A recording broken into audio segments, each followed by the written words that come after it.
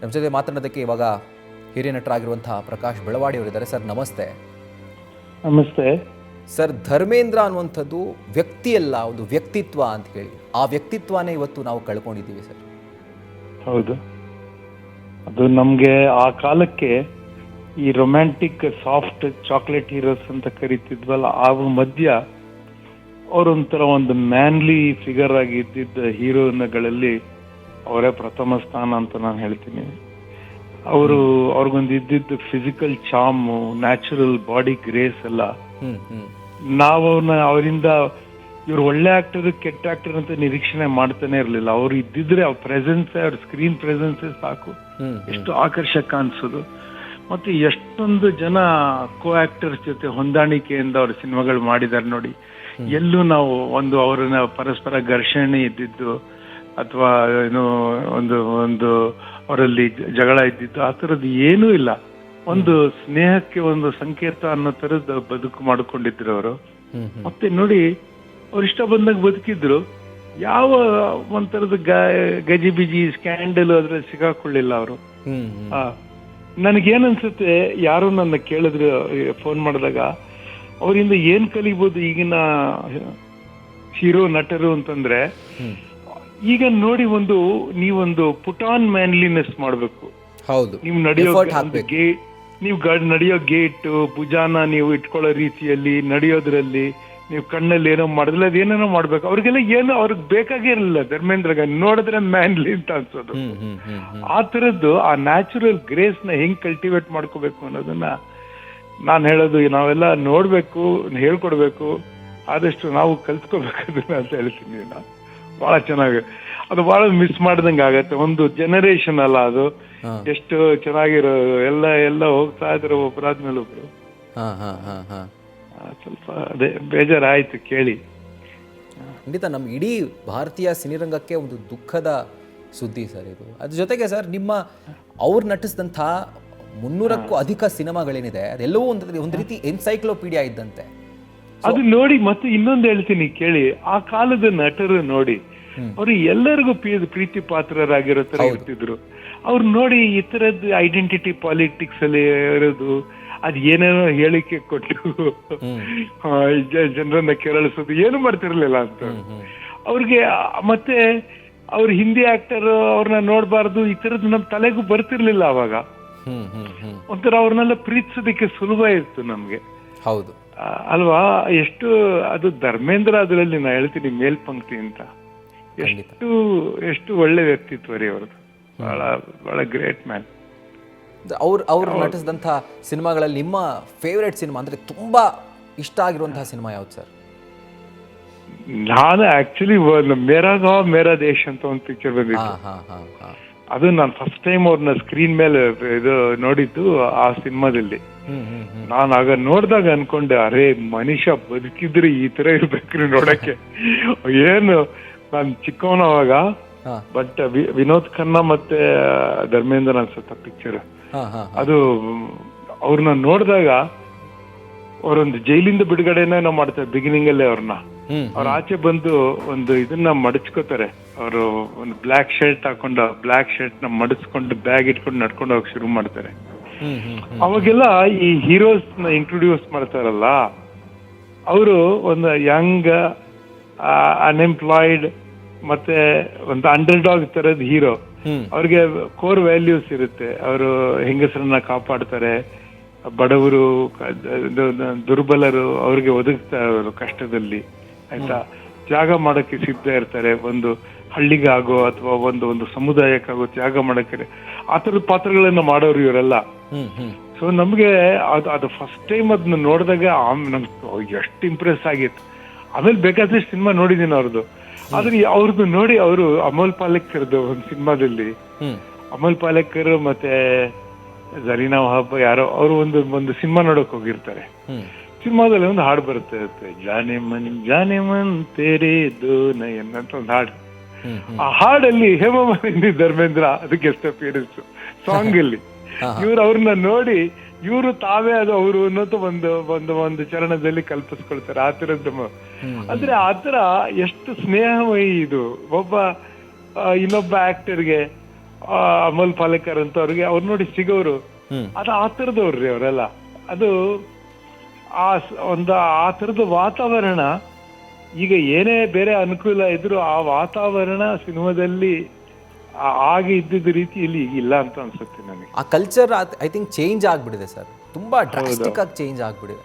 ಹೌದು, ಈಗ ನೋಡಿ 4-5 ಜನ ಹೀರೋಸ್ ಹಾಕೊಂಡು 3-4 ಜನ ಹೀರೋಸ್ ಹಾಕೊಂಡು ಮಾಡಿದ್ರೆ ಅವ್ರು ಹೊಂದಾಣಿಕೆ ಅಂತ ಸಿನಿಮಾ ಮಾಡ್ತಾರೆ ಅಂತ ನಂಬೋದೇ ಕಷ್ಟ. ಆ ಥರದ್ದು ಆಗ್ಬಿಟ್ಟಿದೆ ಇವಾಗ ಅಲ್ಲ.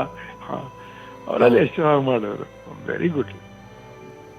ಸೊ ನೀವು ಸರ್ ರಂಗಭೂಮಿಯಲ್ಲಿ ಐ ಥಿಂಕ್ ನೀವು ಒಂದು ದೊಡ್ಡ ಹೆಸರು, ಒಂದು ದಂತಕತೆ.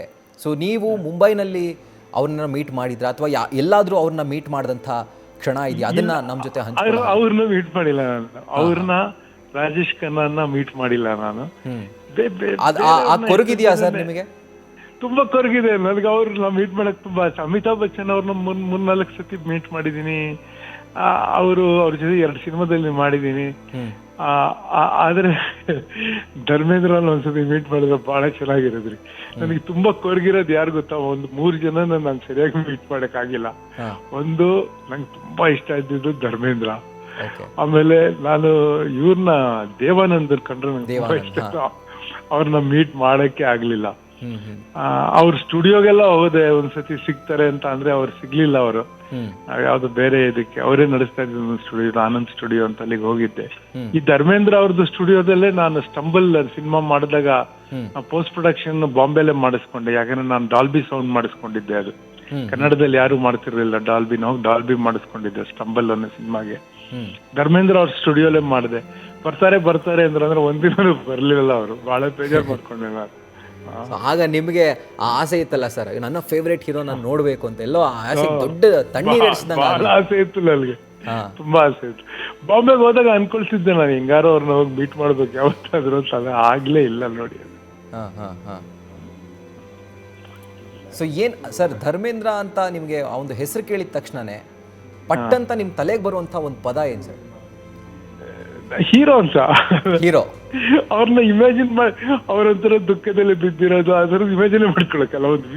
ಒಂದು ವೀರ ಅಂತಾನೆ ಅವ್ರ ಧರ್ಮೇಂದ್ರ ಒಂದು ವೀರ ಕ್ಯಾರೆಕ್ಟರ್ ಅಂತಾನೆ ಇಮ್ಯಾಜಿನ್ ಮಾಡ್ಕೊಳಕಾಗಲ್ಲ. ಅವರು ಒಂಥರ ದುಃಖದಲ್ಲಿ ನನ್ ಕೈಲಿ ಆಗೋದಿಲ್ಲ ಏನೋ ಅನ್ನೋದು ಅವ್ರನ್ನ ಇಮ್ಯಾಜಿನ್ ಮಾಡ್ಕೊಳಕಾಗಲ್ಲ ನನಗೆ.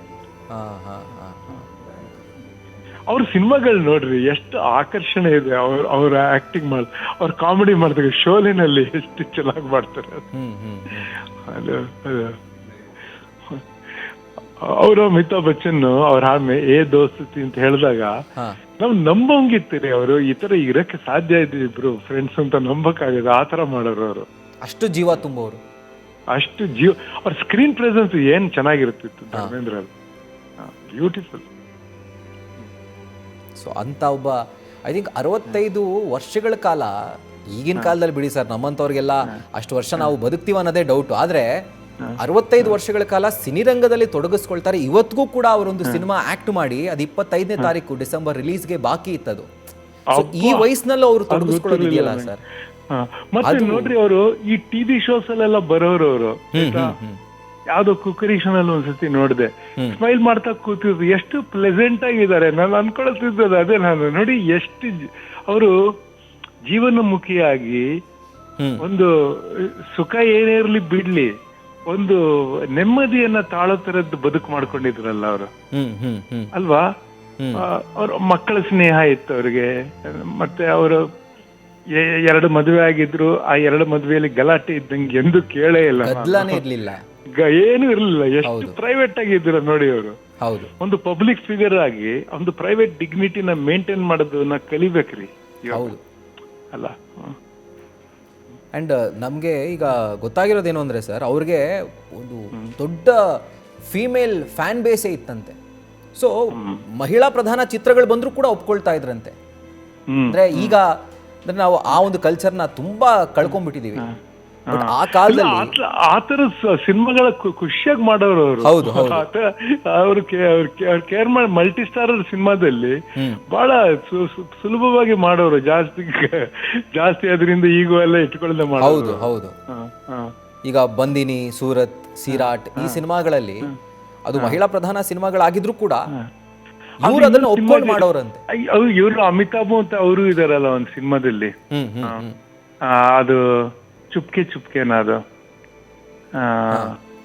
ಅವ್ರು ಇವ್ರು ಯಾರನ್ನೋ ಪ್ರೀತಿಸಿರ್ತಾರೆ, ಅವ್ರ ಮದ್ವೆ ಆಗ್ತಾರೆ, ಅದನ್ನ ಅದ ನನಗೆ ಮರ್ತೋಯ್ತು ನನಗೆ. ನೋಡಿ ಅಂತ ಸಿನಿಮಾದಲ್ಲಿ ಸಾಫ್ಟ್ ರೋಲ್ ಮಾಡಿದ್ದಾರೆ ಅವರು ಧರ್ಮೇಂದ್ರ, ಅದು ವೆರಿ ಬ್ಯೂಟಿಫುಲ್. ನೀವು ಸರ್ ಆಗ್ಲೇ ಹೇಳ್ತಾ ಇದ್ರಿ ಅಂದ್ರೆ ಚಿಕ್ಕ ವಯಸ್ಸಿಂದ ನೋಡ್ಕೊಂಡು ಬೆಳೆದಂತ ನಟ ಅಂತ. ಸೊ ನೀವೇನಾದ್ರೂ ಅವ್ರ ಸ್ಟೈಲ್ ನ ಇಮಿಟೇಟ್ ಮಾಡಕ್ ಹೋಗಿದ್ರಾ ಕಾಲೇಜ್ ಡೇಸ್ ಅಲ್ಲಿ? ಇಲ್ಲ ರೀ, ನಮ್ಗೆ ಭಗವಂತ ನಮ್ಗೆ ಆತರದ್ದು ದೇಹ ಮತ್ತೆ ಅವರ ಚೆಹರೆ ನಮಗೆ ಕೊಟ್ಟಿರಲಿಲ್ಲ. ಆದ್ರೆ ನಾನು ಅವ್ರನ್ನ ನಾನು ಮ್ಯಾಸ್ಕ್ಯುಲೈನ್ ಹೀರೋಸ್ನ ನಾನು ತುಂಬಾ ಅಡ್ಮೈರ್ ಮಾಡ್ತೀನಿ. ಅದ್ರ ಮ್ಯಾಸ್ಕ್ಯುಲೈನ್ ಕ್ಯಾರೆಕ್ಟರ್ನ ನಾನು ಹೀರೋಲಿ ಬಯಸ್ತೀನಿ ನಾನು.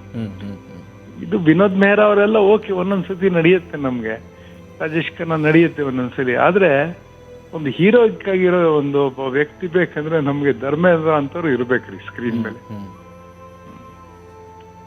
ನೀವೇ ಯೋಚನೆ ಮಾಡಿ, ಇಂಡಿಯಾಲಿ ಪೂರ್ತಿ ಯೋಚನೆ ಮಾಡಿ, ಆತರ ಯಾರು ಸಿಗ್ತಾರೆ ನೋಡ್ರಿ ಇವಾಗ.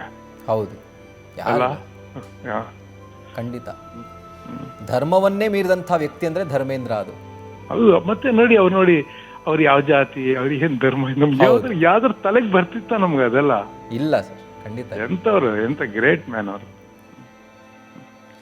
Right sir, thank you so much sir News First ಜೊತೆ ಮಾತಾಡಿದ್ದಕ್ಕೆ. ನ್ಯೂಸ್ ಫಸ್ಟ್ ನಿರ್ಭೀತಿಯಿಂದ ನಿಮ್ಮ ಪರವಾಗಿ.